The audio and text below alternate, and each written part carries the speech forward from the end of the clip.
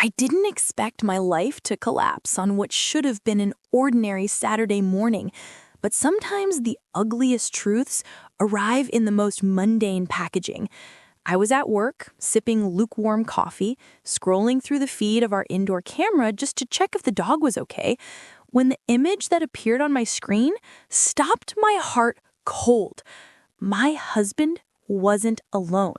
He was there in our living room, but not just there. He was with her, his coworker, the one he'd mentioned so casually so many times before, the one who had smiled across our dining table during game nights, the one I had even once invited to crash on our couch after a party. They weren't talking. They weren't laughing. They were close, too close. And I didn't need the volume on the camera to understand what was happening. My chest constricted, as though the air had been sucked out of the room.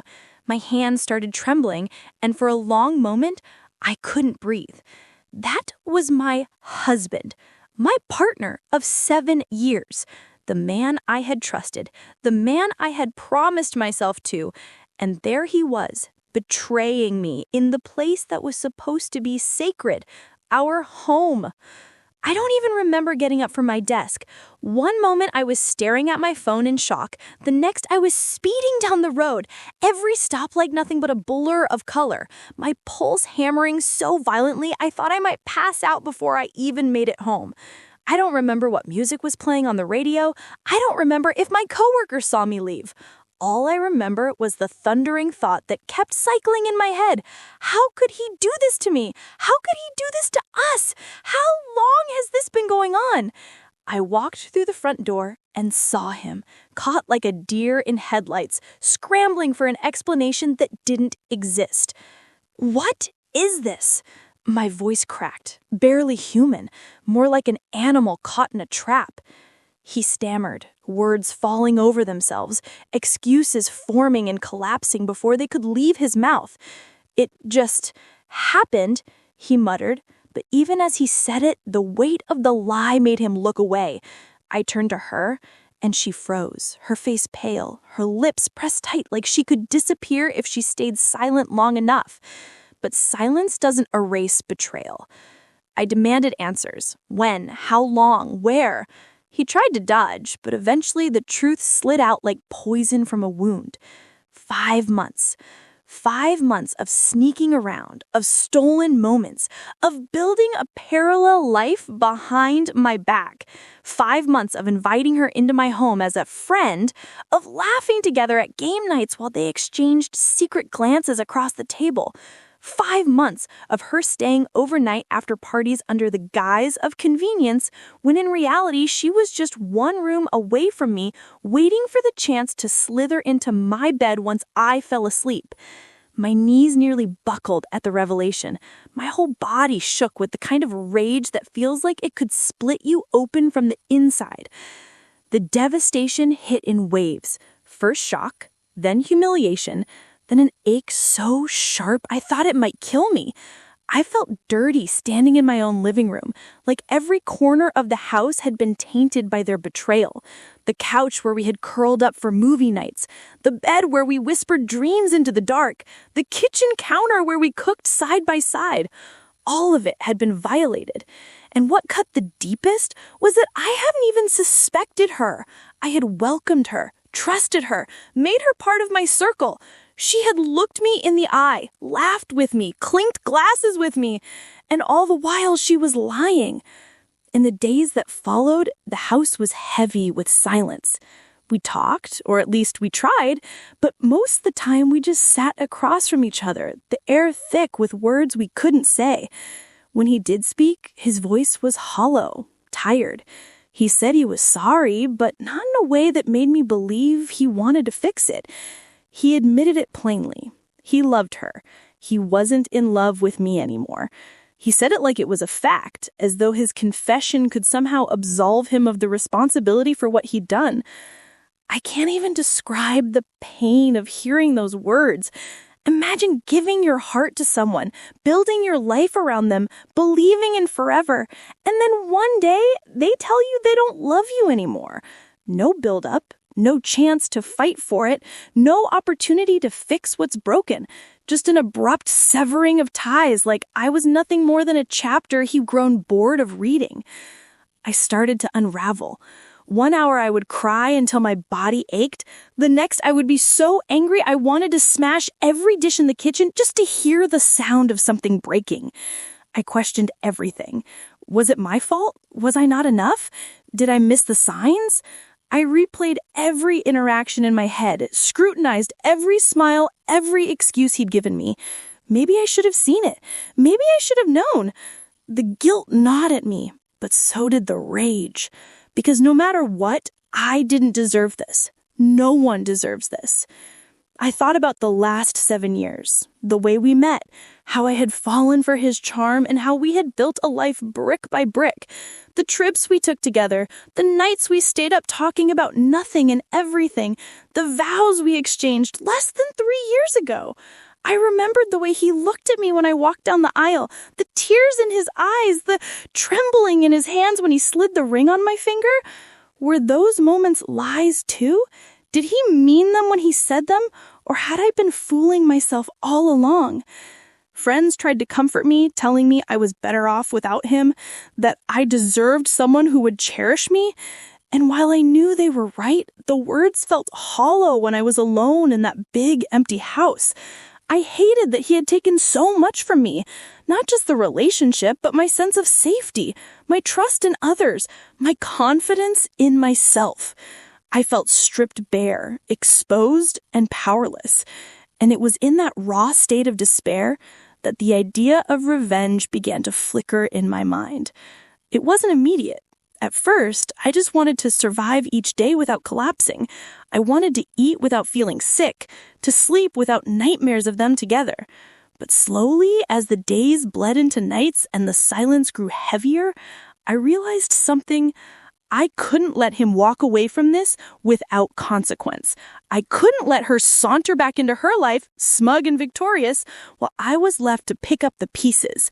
No, if they wanted to play games in my home, then I would make sure they regretted underestimating me. The first step was observation. I paid attention to their behavior, to his excuses, to the times he left the house. I noticed patterns, logged them in my mind.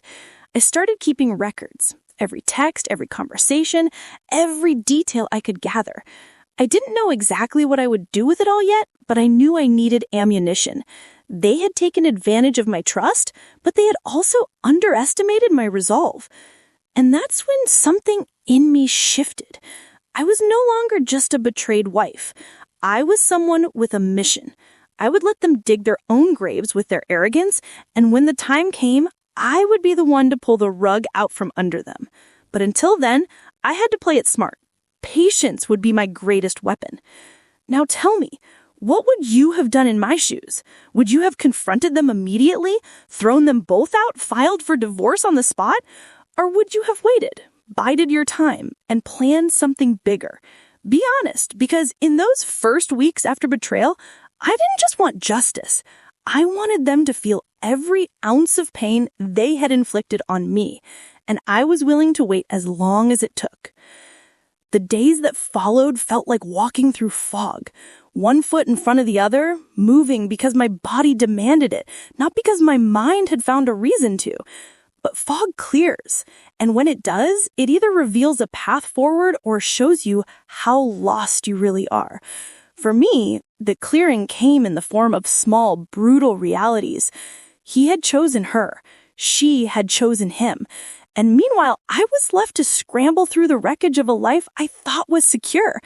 I could have crumpled into that wreckage, folded myself tiny and let the world spin without me, but there was a fierceness in me that didn't belong to the scared woman who'd stood in the doorway that first day. There was a version of myself who knew how to survive, who had learned how to turn hurt into something that could be used. I wasn't sure where she'd come from, but she was awake now, and she wanted answers. Raw, undeniable answers. Not the half-truths and soft apologies they kept trotting out like Band-Aids over bullet wounds. At first, the betrayals were little things that piled up like so much gravel until they made a road too treacherous to walk. He would leave his phone on the counter with screensaver locked, and my hands would itch to flip it open and see what I already suspected. I didn't log into his accounts. I didn't sneak into his messages like some horror movie villain. I simply sat and I watched. It's strange. When you're allowed to observe someone, when you literally live with them and can catalog their every pattern, the truth becomes a slow, steady burn. He would keep late hours at work, come home smelling faintly of someone else's perfume, and laugh a little softer when he thought nobody was looking. She would show up at odd times, a casual text explaining a sudden visit as something innocent, and then disappear with a look that made his shoulders relax in relief. They were brazen enough to pretend normalcy in front of me, and cowardly enough to hide the parts that mattered. They weren't ashamed. That, perhaps, was the cruelest betrayal. I'd have taken anger, or an apology soaked in guilt. I would have accepted punishment if they had truly felt it. But to watch them wear my home like a stage dressing, to see her chat with my friends in my living room like she had every right to be there, that felt like salt in the wound. She would lean in across my dining table and compliment the casserole I'd prepared, and I would laugh because I didn't want to look like I suspected anything. And in that laugh, there was a jaggedness, part denial, part of thin control I was trying to maintain.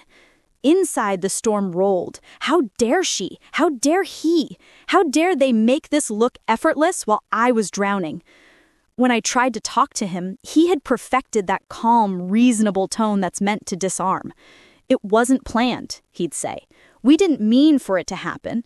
He said it as if intention were the only thing that mattered. Meanwhile, I was scrambling to pick up the pieces of an entire family life he'd dismantled with casual words. I asked the question that haunted me at night, the simplest, most brutal question, and he couldn't answer it. Why her? He blinked. He invented platitudes about timing and connection and emotional distance. Those are the things people say when they haven't the courage to say the real thing. I wanted someone else. I wanted something new. It's a small, mean admission dressed up as an abstract excuse. The gaslighting started quick and slick, like oil spreading across water. When I would mention details I'd seen, the time he left, the smell of another perfume, he'd raise an eyebrow and ask if I was projecting. "You're reading into things," he said once, with the casual cruelty of someone who has already rehearsed the line. "Maybe you're just stressed." She'd help too, in her soft, apologetic way, weaving contrition into manipulation. "I didn't know he was married like this," she told me, as if ignorance excused the lying. "I thought we were just connecting." Her hands fluttered in a way I wanted to slap. She had fashioned herself into the injured party, the coworker who had been pulled into forbidden feelings, the woman who hadn't known boundaries. It was convenient theater, and it was working on everyone within earshot, because people prefer simple narratives to messy truth. The world wanted a neat villain, a neat victim. They'd try to give it that, while my reality remained cluttered with ugly, small betrayals. I began documenting everything because I needed to anchor myself to something solid. When you're accused of paranoia, when your emotions are weaponized against you, records become your lifeline. I learned which of his friends would take my call without judgment, and which would deflect, which of my siblings would offer shelter if needed, and which would insist I forgive because marriages are complicated. I saved screenshots, backed up camera clips, and made copies of messages. When he tried to delete certain threads, I had them saved elsewhere. When she claimed she had never come by after the party, I had a time-stamped photo of her on our stoop. Small wins. I kept those like talismans, because when the house echoed with silence and the night pressed against the windows like an accusation, those proofs were proof that I hadn't gone mad. But collecting evidence felt mean sometimes. Revenge stories in movies make it look clean. Get the receipts, serve the justice, mic drop. Real life is messier. The more I gathered, the more I felt like a spy in my own life, and the more my stomach churned. Some nights I would sit on the floor of my closet with my back against the door, tears soaking my sleeves, and wonder if I was losing myself to the plot I was constructing. Reclamation is a dangerous mirror. You can easily become the monster you despise. I tried to keep that in mind, to hold on to the self, who loved good coffee, who liked to go to the farmer's market on Saturday mornings, who had a laugh that friends told me was contagious. But the laughter had gone thin, a brittle thing that broke when touched. The betrayals multiplied, not always dramatic, but enough to erode. He would cancel plans with me at the last minute because work ran late, and then I'd run into him later, smiling with her at a local bar. He would leave for supposed overnight shifts, and I would find a jacket with her scent in the closet. Friends I trusted were suddenly choosing sides. Mutual acquaintances who had known us both for years started treating me with that weird, furtive sympathy that's more performative than heartfelt. Calls with platitudes, but no real help. One of his coworkers even sent me a vague text asking if everything was okay, and when I replied asking her to meet so we could talk, she deflected, saying it wasn't her business. Their silence became an invisible accomplice to the betrayal. In a strange way, it let the affair breathe, let it grow claws without the light of scrutiny. There were moments of humiliating normalcy. I would arrive home to find him and she sitting on the couch, watching a movie, feet tipped up, bowls of popcorn between them as if we were roommates sharing a quiet Sunday.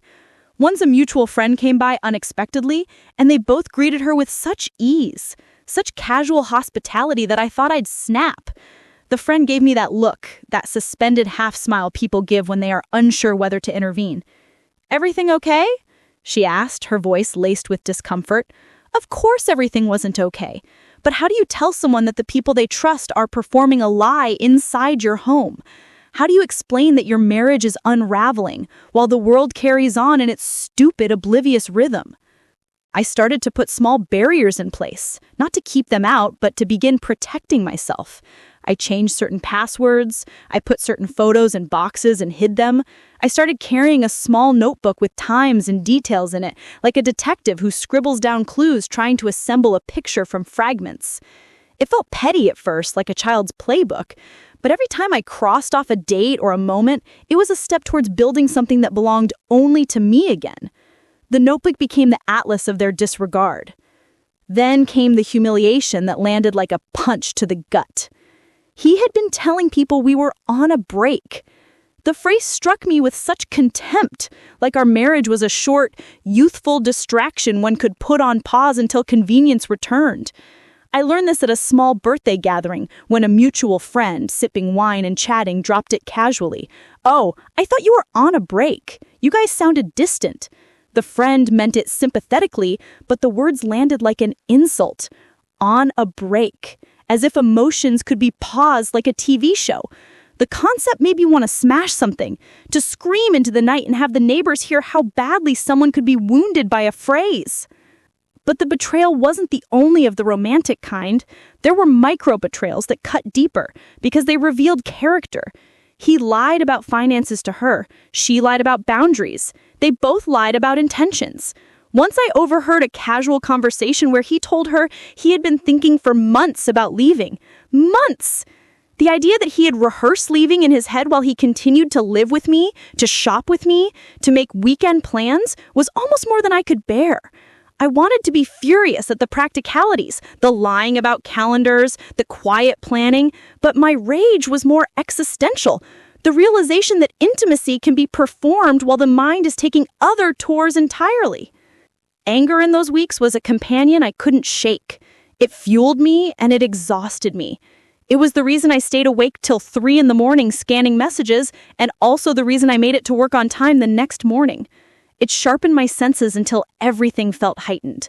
The way his laugh sounded slightly off, the amount of toothpaste left on the tube, the exact time of the streetlight that flicked outside our bedroom window. I gathered these observations like a collector gathers stamps. Small, ordinary things that, when laid side by side, would form the image of their deception. There were false moments of reconciliation, manipulative slivers of hope they dangled like a cruel joke.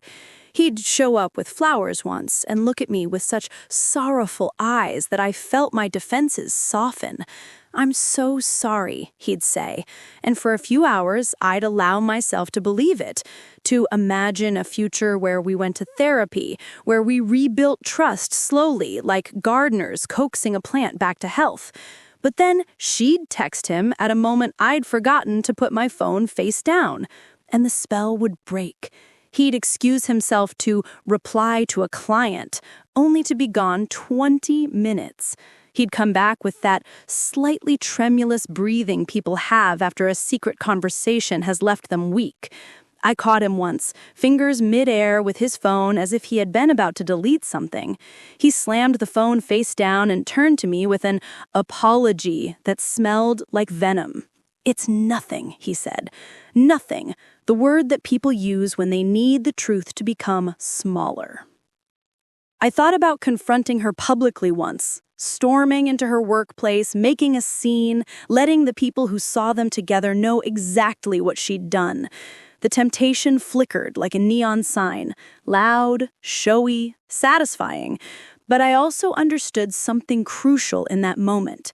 Revenge that feeds noise and spectacle often starves the one who delivers it. The catharsis is loud and brief, and afterwards you're left with the same empty house and a new stain of regret. I wanted something steadier, something that would ripple outward and not only scare them, but change the way people viewed them. I wanted a dismantling that was thorough, surgical, and undeniable. So I made a plan, not because I wanted to be cruel, but because I wanted justice measured in clarity. I mapped their movements, noted where they met, what excuses they used. I learned the rhythms of their little world so that I could predict it. When she would drop by after a supposed work event, I'd ask innocuous questions around mutual friends as if I had no suspicion. "Did you meet at the Henderson Project?" I would throw out like a fishing line. Their reactions told me more than their words ever did.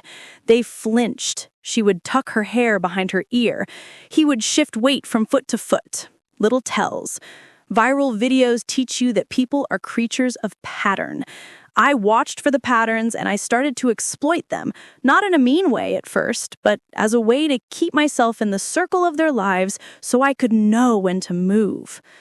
Obstacles cropped up like weeds. I couldn't control how other people would respond, and often their responses were maddeningly human. Friends asked me whether I wanted to tell them publicly.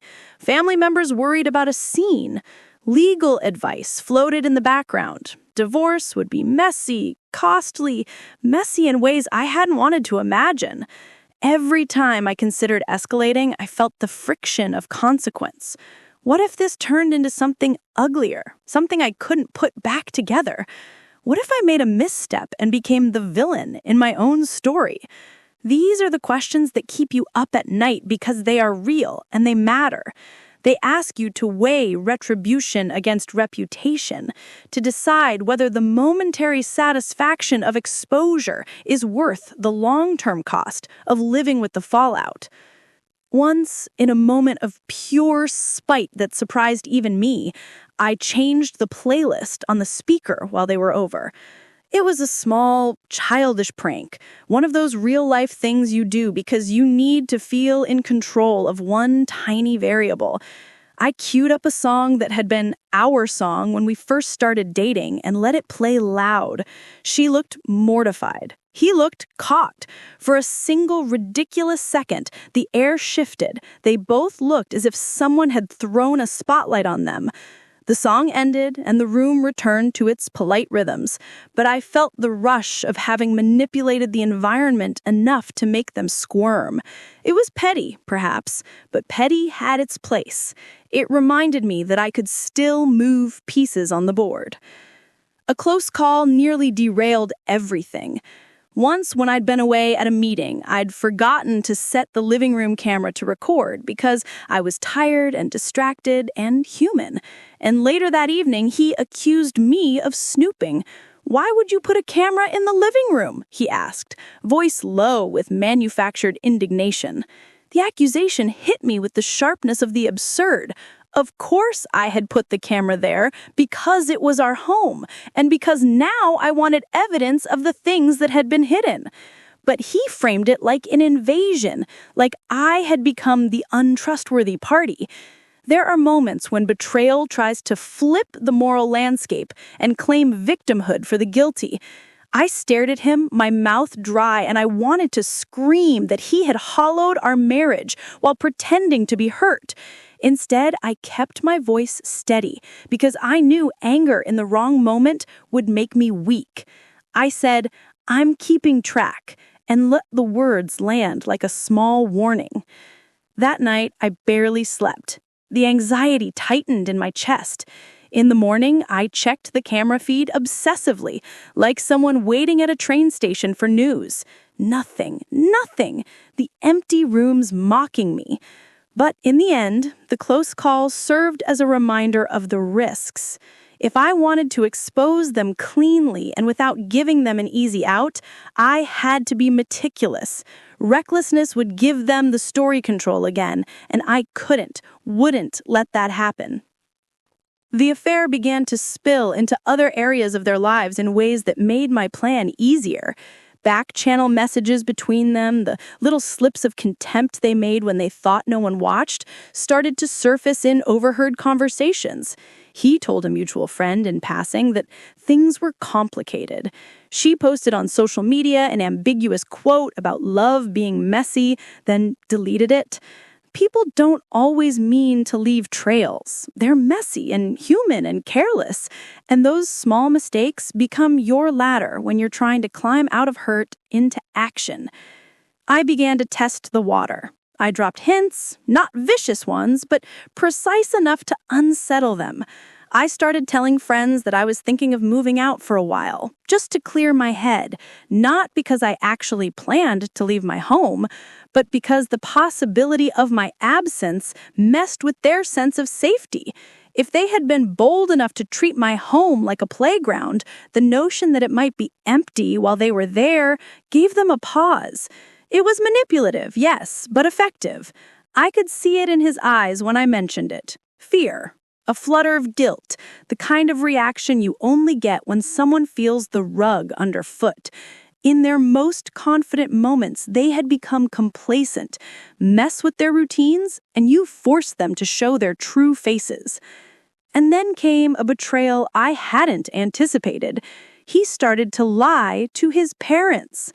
He'd spun a story about us being distant, about marriage troubles, painting our home as a place of tension that made his choices somehow defensible. His family, who had always loved me, found a new narrative in which I was the distant one, the hard-to-reach spouse. One evening, they came over for dinner, and his mother asked gently, with concern wrapped in pity, whether we were working on things. I felt my cheeks burn. His sister gave me a sympathetic look that meant she'd been told a story where I was the problem. It hurt because betrayal multiplies victimhood. Now my pain had narrative rivals, and in some circles, I was being recast as the obstacle. It was infuriating and heartbreaking that our ruptured intimacy could be spun into justification for him leaving. I could have let that pass. I could have sat in the slow burn of humiliation and let people choose sides, but I didn't. Instead, I picked up the thread that had always felt like an anchor: truth. If he could manufacture narratives to protect himself, I would manufacture the opposite: precise, verifiable truth. I arranged, carefully, to have a few frank conversations with his siblings, to show them small pieces of evidence, not to trick them, but to humanize my experience. I gave them time to absorb, to think, to question. People don't respond well to being lied to. When presented with genuine proof, even the most loyal begin to reconsider. It wasn't about turning them against him so much as it was about refusing to let strangers write my story for me. The friction between our private truth and public fiction created fractures in their armor. Friends started to ask questions of their own. The coworker who had previously avoided me suddenly became awkward at gatherings, her compliments dying on her lips like someone who had been caught in a lie. He grew defensive in public, cutting jokes with a sharpness that was meant to armor him, but revealed tremors below. I wasn't the only one who had noticed. Others were starting to pry, to look for inconsistencies. The affair, once a secret between two people, was becoming a public liability. That's when I realized revenge didn't have to be dramatic to be devastating.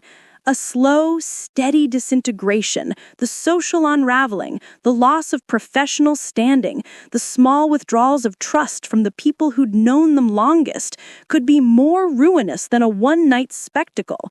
I wanted them to feel the consequences in the places they'd built reputations, at work, Among friends, within family. The idea wasn't to humiliate for pleasure.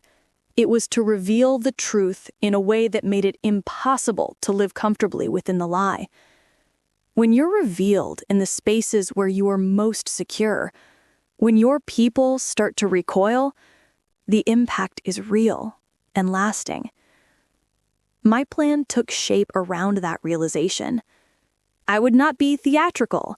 I would be surgical. I would present facts to the right people at the right time in the right context so that there was nowhere for them to hide. But moving from plan to execution requires patience, and patience requires a willingness to sit in discomfort while you arrange your chess pieces. The discomfort felt endless some days. The planning, however, became a solace. It was something I could do that felt active. In a life that had been largely defined by others' decisions, I found something that was solely mine, the design of their exposure. So I prepared. I reorganized the files I'd saved on my cloud drive. I labeled snippets of camera footage with dates and times. I compiled messages that showed intent, not vague feelings.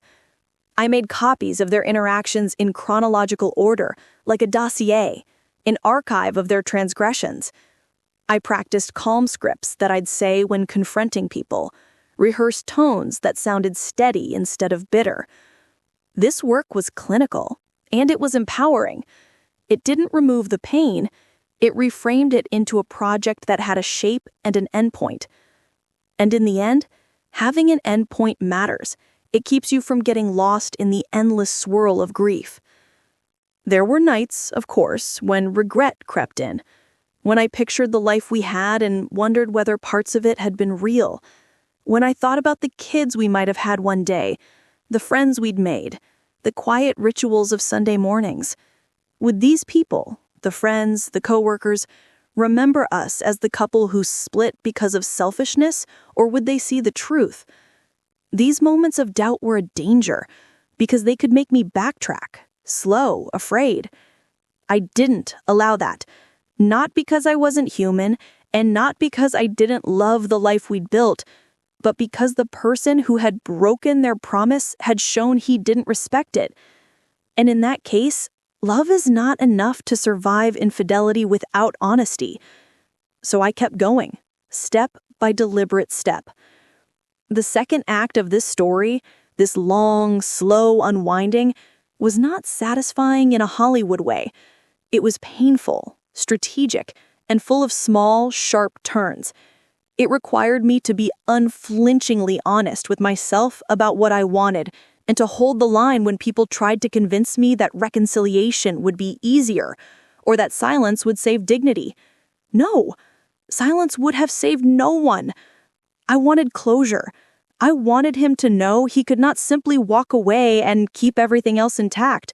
I wanted her to understand the cost of complicit betrayal, and I wanted, selfishly, to reclaim my narrative so that the story I would tell about this time in my life would not be one written by others with convenience as their theme. By the end of that act, when small fractures had become visible, when a few mutual friends had begun to question things, when his family had been forced to reconcile conflicting versions of the truth, I felt something I hadn't felt in months, a cautious, dangerous sense of control. Control doesn't mean peace. Control doesn't mean healing, but it does mean you're not entirely at the mercy of the person who hurt you. And for someone who had been blindsided into humiliation, that was everything. So tell me again, if you had been the one staring at that camera feed, would you have waited as long as I did? Would you have collected facts quietly, patiently, Or would you have lit the place on fire and let the tale tell? Be honest now, because these are the questions I ask myself in the long, lonely hours when I couldn't tell whether the next move would free me or destroy me. I moved into the third act like someone stepping into a room they'd already mapped in their head 100 times, except this time, the furniture might be different, and the exits might have moved. I had my dossier, my patterns, my allies who'd started to murmur questions when they thought no one was listening. I had patience. Too much patience, perhaps, but that patience was a tool, not a limp excuse for inaction. The thing about planning is that it makes you feel less like a wreck and more like an agent with a purpose. It doesn't erase the hurt, but it focuses it, like sunlight through a lens. I remember the moment the plan felt real, standing in our kitchen, the same kitchen where we had once toasted new jobs and promotions, lining up printouts on the counter like evidence in a courtroom. When you put paper in order, things that once felt amorphous become concrete. Dates, messages, times, each one was a nail. Each nail made the story impossible to ignore. I knew I had to be careful. I knew that if I rushed, if I dissolved into spectacle, they would both play the wounded parties and the gossip would tilt towards me. The plan had many layers because people's loyalties are layered. What one friend believes, another will deny, and a coworker might pretend not to see. So I decided, hit where the lies were strongest, family, work, and the social circles where their reputation mattered most, and do it in a way that demanded a response. I didn't want to create chaos for chaos' sake. I wanted to force accountability in the places they thought were safe. The first move was gentle and surgical. I reached out, one by one, to people I trusted most who'd known our relationship intimately, friends who had watched us build a life together, coworkers who had once seen our coupleness as solid. I did not fling accusations. I didn't send glib, inflammatory messages. I invited them to coffee. I told them what I felt, laid out a few curated pieces of evidence, and then I listened. Real allies don't need everything spoon-fed. They need honesty, and they need to see that you are not making this up. Some friends cried with me. Some were shocked. Some sat silent, eyes wide and mouths pressed into thin lines, like they were recalculating the past with new coordinates. One friend, Jana, gripped my hand and said, "We had no idea. You don't deserve this." Her voice was quiet, simple, and it mattered more than any public declaration. These private confirmations were the first small victories. They gave me fuel. If one loved one could validate the truth, then the lies' reach started to weaken. I also knew their jobs were a fragile point. Infidelity among coworkers carries a social risk in tight offices, especially when it affects project dynamics. But I'd tread carefully. I would not go to HR with a sob story. I compiled the timeline, meetings that coincided with their work dinners, messages sent during work hours, photos showing her at our house the same week he claimed out-of-town obligations. I formatted it with dates, labeled it, printed it twice. I prepared a calm, fact-based email, and then I didn't send it immediately. There's a power in timing. If you send something in a rush, people rush to respond in defense. If you carry it like a quiet winter, you can choose the exact moment the frost sets in. One evening, I invited several people, his closest colleagues and one of their mutual friends, to what I called a small catch-up. I cooked, laid out snacks, made conversation light and normal. He arrived with her, expecting charity, expecting the usual geniality of our circle. He did not expect a room that already knew. As the night went on, I let ease morph into pressure. I didn't raise my voice. I didn't produce a dramatized montage. I let casual mentions of dates and times float into the conversation, like a pebble in a pond. "Remember that Henderson night last month?" I would say, casually, and watch their faces. They shifted. She laughed too loud. He drank too much water. People notice these things. They notice when the rhythm is off. When the pieces had been seated quietly among friends, I moved to family. That was harder. Family has a way of forgiving quickly, of pleading for the good in people. I met his mother for lunch under the pretense of wanting to reconcile, and instead of a showy confrontation, I presented my chronology. I told her how I felt, how bewildering it was to see your home used like a stage. And then when she asked for specifics, I showed her texts and timestamps. I expected denial. Instead, I watched a chain length of reactions. The mouth pressed, the hand to the heart, the sudden thinning of smiles. She didn't respond in anger at me. She seemed, painfully, to be seeing an angle she'd been spared. That night, his mother confronted him at home. Quiet, tearful questions rather than explosions, and I felt the first tremor of their safe world cracking. Their reactions were textbook in a way that frightened me. They tried to spin. He told his work friends he was going through a messy separation, that things at home had been strained for months. She told coworkers she had been pulled into something complicated. But the documents I'd prepared were not opinions. They were corroborated timelines and photographs. When his project manager asked pointed questions, when a coworker forwarded me a half-embarrassed text asking if everything was true, it became less of an abstract affair and more of a professional liability for them. Reputation matters at work in ways that ripple far beyond friendships. The first work whisper arrived like a small snowball. It rolled downhill, then, slowly, colleagues started to look sideways, to choose side, to withdraw invitations. I watched them shrink from rooms where they used to command presence.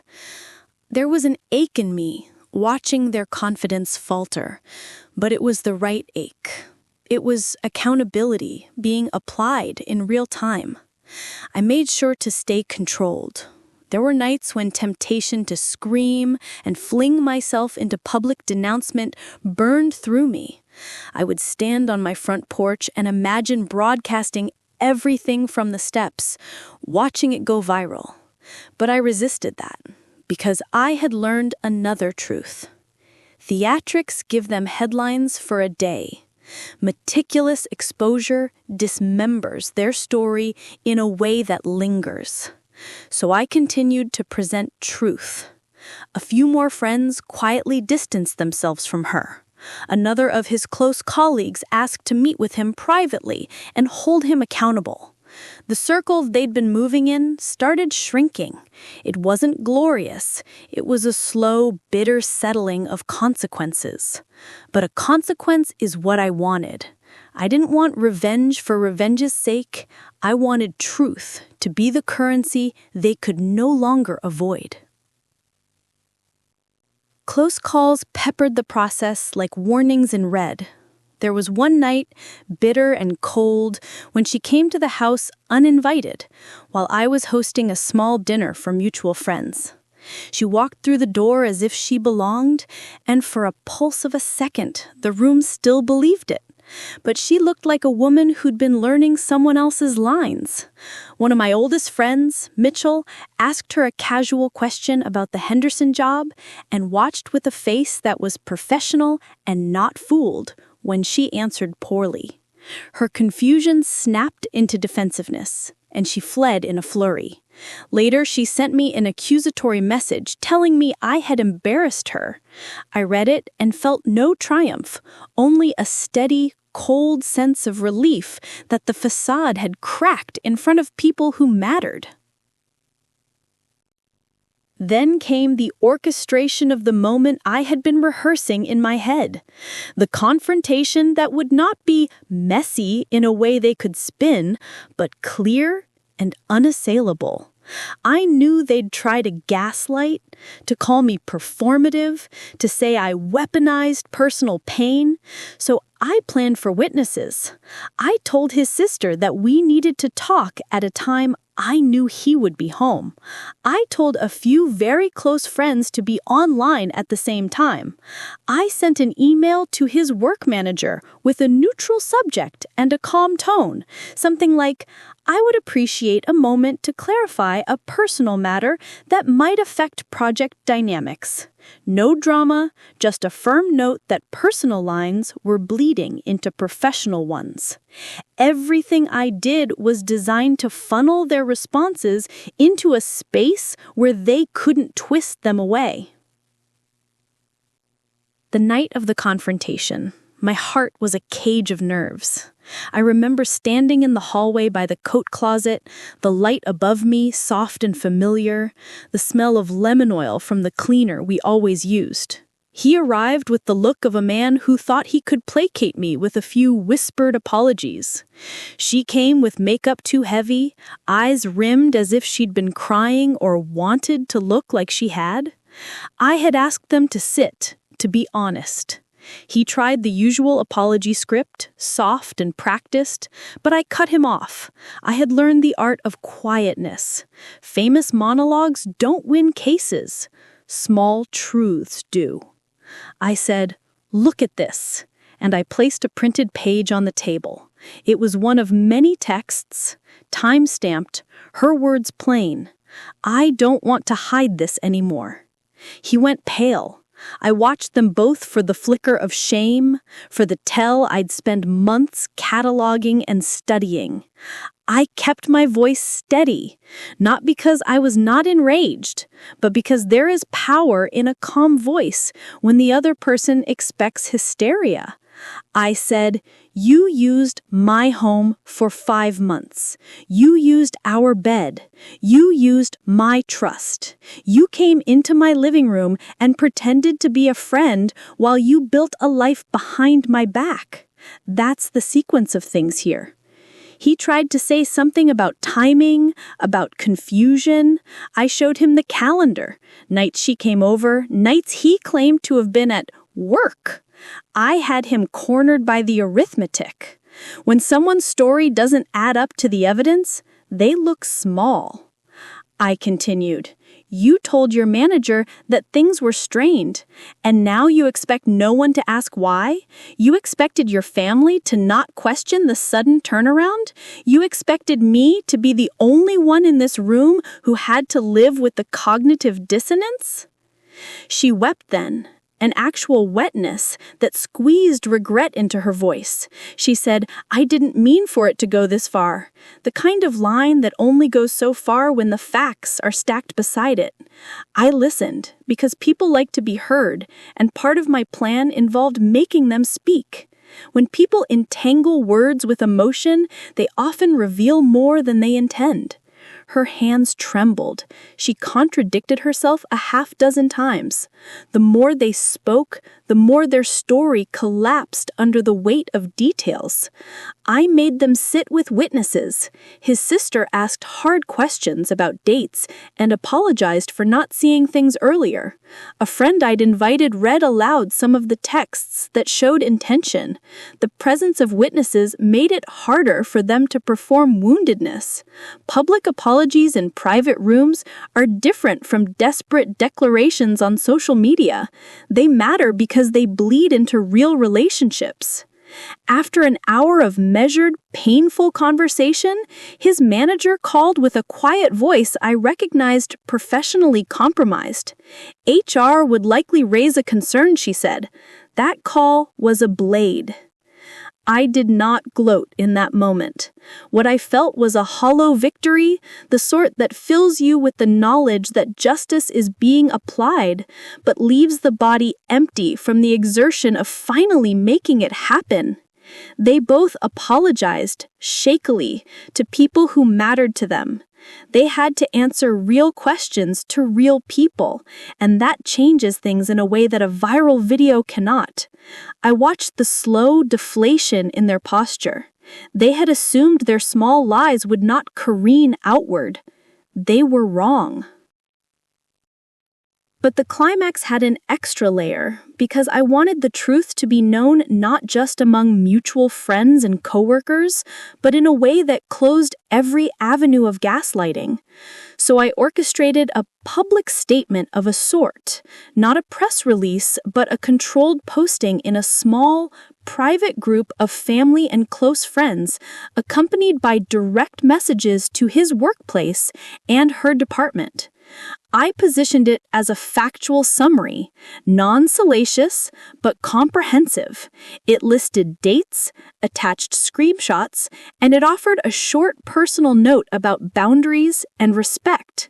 The aim was clarity, not revenge porn.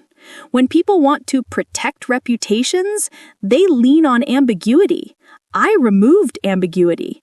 I did not post photos meant to humiliate. I posted timelines and facts. The response was immediate. Friends reached out, coworkers asked to talk, his manager requested a meeting. The line between private betrayal and public consequence had been drawn, and they stood on the wrong side of it. There were consequences. He was put on leave pending an internal review. She faced whispers and cold shoulders at the office.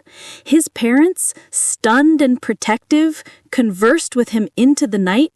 He called me, begging for privacy and forgiveness, promising therapy, promising everything that people promise when the scaffolding of their lives is shaken. I listened to him mostly because sometimes the voice of the one who hurt you is the voice that you know how to understand best. He was contrite in a way that did not undo the months of deceit.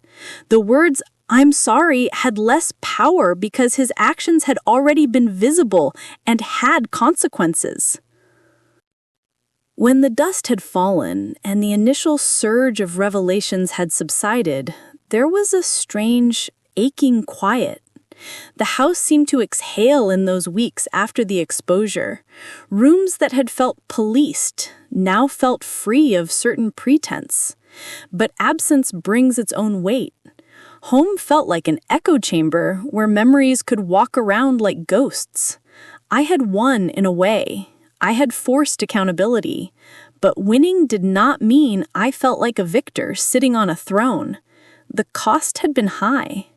Nights of thinking had become years of work to rebuild my trust in myself. There's a strange discrepancy between the moment you right a wrong and the slow work of stitching your soul back together. Some days I still woke in the night and imagined him with her, like a phantom replay. Some days I smiled at a friend's joke and the world felt okay. Grief is not a linear thing. It's a landscape you walk differently each day. I met with a therapist who helped me untangle the threads of shame I'd carried, the stupid, insidious feeling that I had somehow caused this. Therapy didn't give me vindication so much as it gave me vocabulary, betrayal trauma, boundary repair, grief with added humiliation. The words were tools. They helped me stop framing the entire story around my culpability and start seeing it for what it was. Two people who made choices, and me who had the right to react with agency. There were practical steps I took too, because healing often looks like small acts of reclamation. I rearranged furniture, sold some of the bed linens that seemed to hold the weight of memory, and donated boxes of things that no longer fit the life I wanted. Each box sent away was an inch of the story I no longer wanted to carry. I changed locks when separation became inevitable, not as a petty act, but as a boundary. I focused on work, on small pleasures, the farmer's market on Saturdays, the late-night pho place where the server knew my order, the neighbor's cat that always mewed when I walked by. Those tiny rituals knit new stitches into weary days. People asked me if I felt satisfied. The honest answer is complicated. Satisfaction implies a finality that is rare in betrayal. There were moments of righteous peace, like the quiet when his manager called him in, and his voice, once loud and assured, fell into the smallness of someone who had been held accountable. There were moments of shame-washing, where I would walk past people who had been friendly and felt their eyes avoid mine like I'd become a scandal. And there were moments of private, deep sadness that not even the strongest vindication can erase. The truth is, the kind of closure I wanted was more a series of small closures, an apology to close one door, a friend's hug to close another, a therapist's insight to close another. Piecemeal, the story began to settle into a new chapter. In the weeks that followed, I allowed myself little acts of kindness I had withheld while I was raw. Dinners with friends who had stayed, movie nights that weren't performances, but genuine pleasure. I dated, tentatively at first, like someone testing the water for a temperature that wouldn't shock. Some dates were awkward, some were dull, a few had sparks. None were replacements. They were experiments in reminding myself I was whole enough to be interesting to someone else. My identity before the marriage, before the titles, started to peek through again, persistent and stubborn as a weed cracking through concrete. Of course, he tried to reconcile once more, after the workplace investigation. He came with folded hands and a new humility that seemed to be forced by professional reality rather than heartfelt change. He asked for another chance, for counseling together, for time. I listened. He deserved the dignity of being listened to, but listening is not the same as agreeing. I told him, calmly, finally, that trust once fragmented that extensively is not easily rebuilt. Rebuilding requires consistent transparency and time, and not everyone is capable of that work.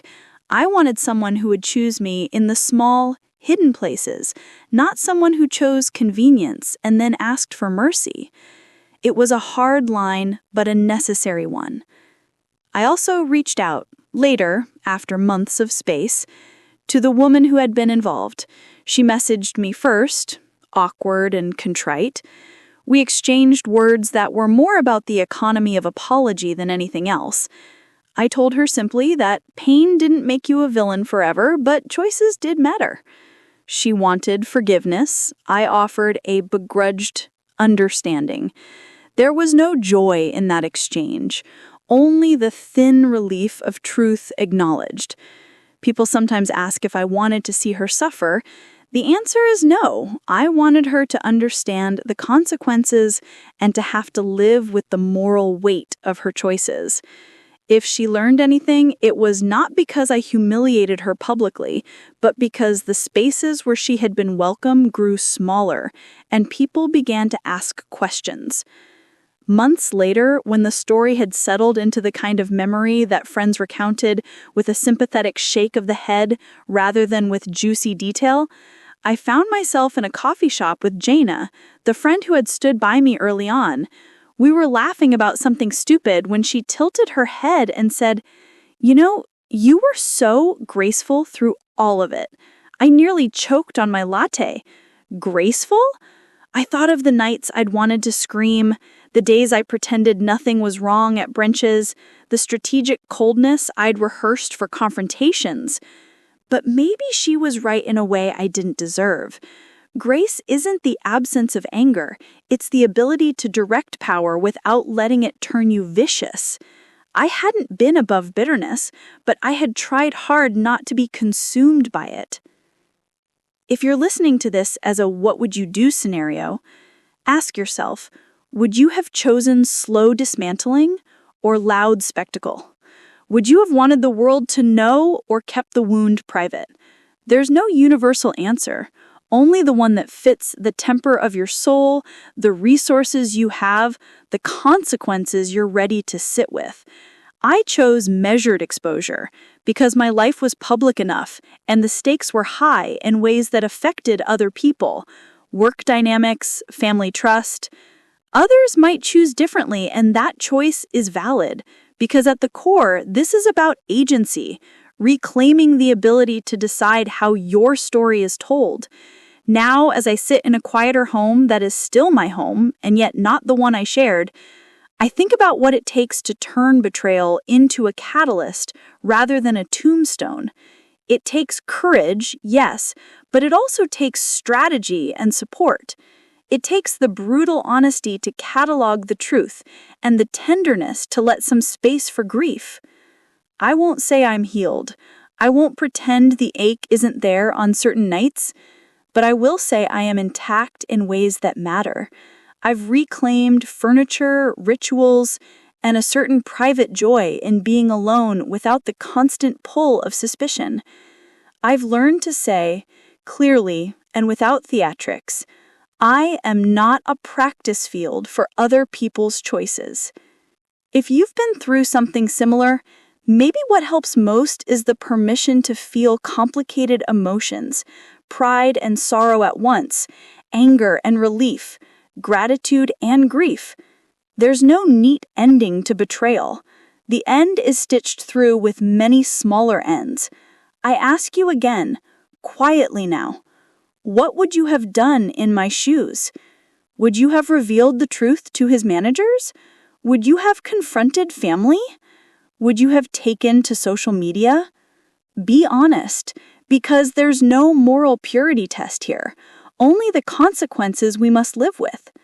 I chose a path that aimed for truth and accountability, and while it cost me a lot, it also returned something simple: clarity.